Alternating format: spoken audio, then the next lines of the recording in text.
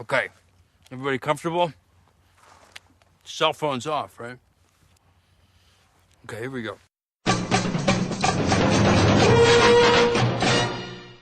Hello and welcome to In Case You Were Considering, the podcast where I finally get to see how much more difficult it is doing a solo podcast.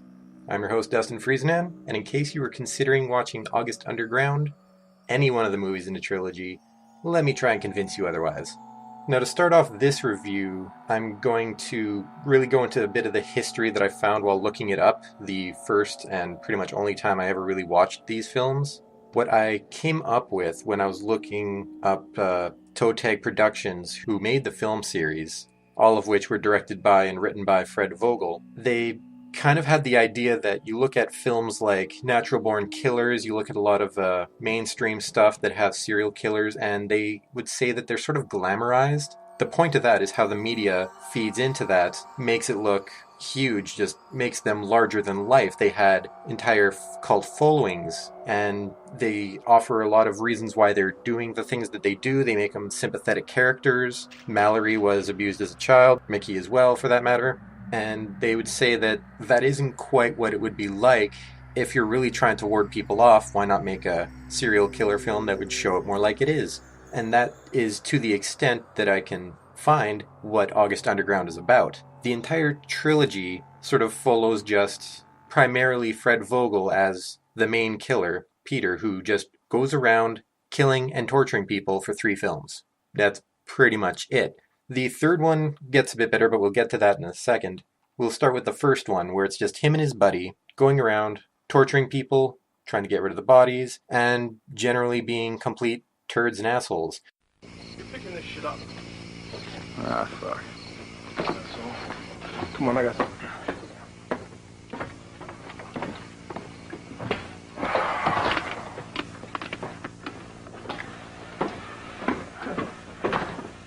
You're going to love this.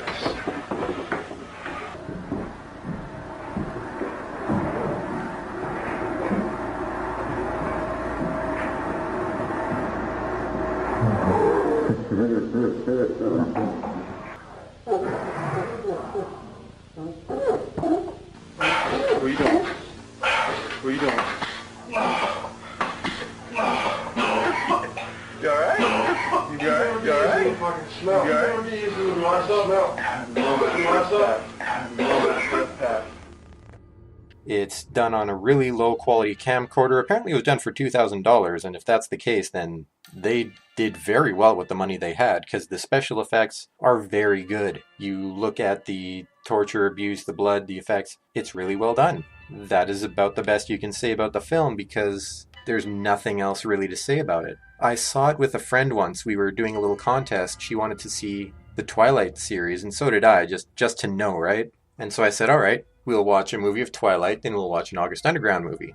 She made it through one before watching all the rest of the Twilight ones without me. But her comment on the first one is that, oh my god, how long was that movie? It was only 70 minutes. Are you kidding me? That felt like 2.5, 3 hours. The major sin of this film is being dull and uninteresting.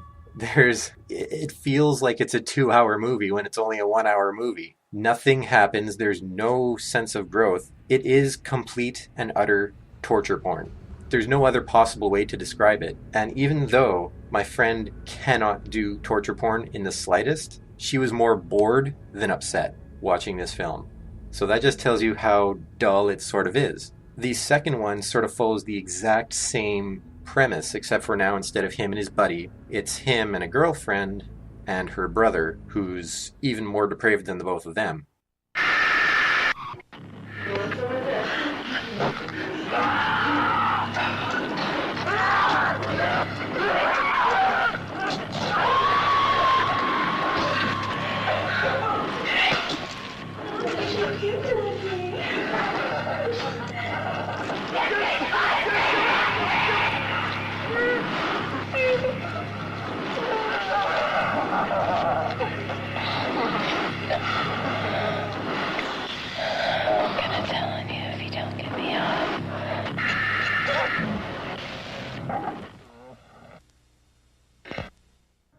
She's constantly hooking up with whoever, cutting herself, the brothers also hooking up with her, eating corpses, having sex with corpses, so they're just upping the ante. It's very much make it more, make it worse, make it this, that, the other. I found these films initially going through my whole edgelord phase in college where I was watching all these worst movies of all time, and tops of the list were almost always Cannibal Holocaust, Sallow, and August Underground Mordum, which is the second of this series. And it was very famous for having a couple scenes where somebody's forced to castrate himself, where Maggot eats the maggot-infested corpse of the baby, and then where Maggot also has sex with the dead corpse of a underage girl. So it's just, let's make it as horrible as possible. But as I said, it's mostly just dull and a chance to creep you out. Once again, special effects are great, but who are you really making these films for?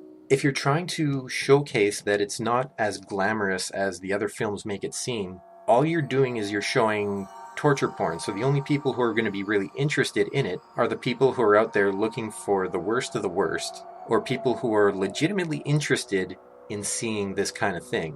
So you're not convincing them of anything, and everyone else is going to be so mind-numbingly bored by all of this that you're not going to get your message across. That's a failure on the part of the premise. The third movie is the one that comes closest to redemption. They drop the whole degraded camcorder look, and they move on to HD, and it's properly filmed, and they actually have almost a plot. There's actually stuff that goes on. They have to actually act for once.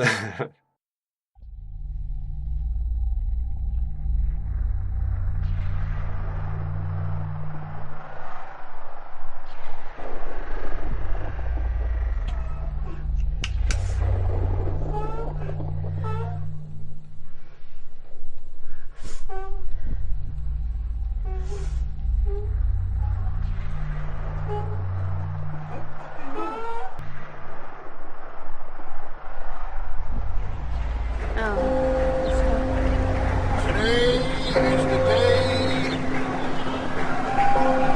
that our sins will be over.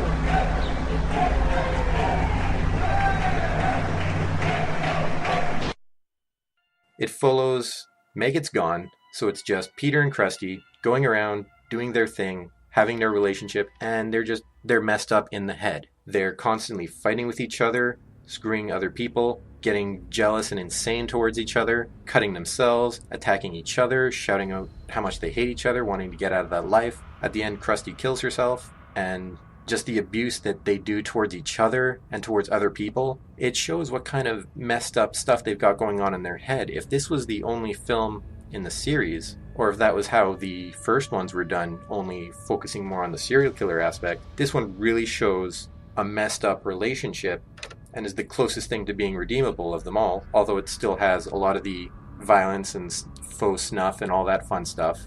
It's not quite as bad as the other two.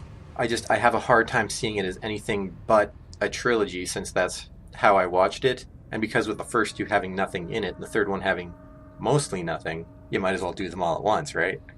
As I said, if there's anything to give them credit for, it is how good their special effects look, though how good that is for anyone who's watching it remains to be seen. You're not going to get any sort of real emotional impact out of anything. You might be grossed out a little bit, depending on how jaded you've become, such as myself watching these things and getting bored, but you're not going to get the emotional impact you'll get from other films. You're not going to get the same kind of meaning that you'll have in a film like Martyrs. You're not going to have the same sort of notion that this is the disturbing reality of certain aspects of life as you would in a film like The Seasoning House. Even something like Sallow, which has its head up its own ass, like this doesn't have their head anywhere. It's a chicken with their head cut off running around in circles just spurting blood and saying haha, if anything. So if all you want to do is see a bunch of bodies tortured and cut up very realistically, get yourself some help, quite frankly. Like, don't be watching these films.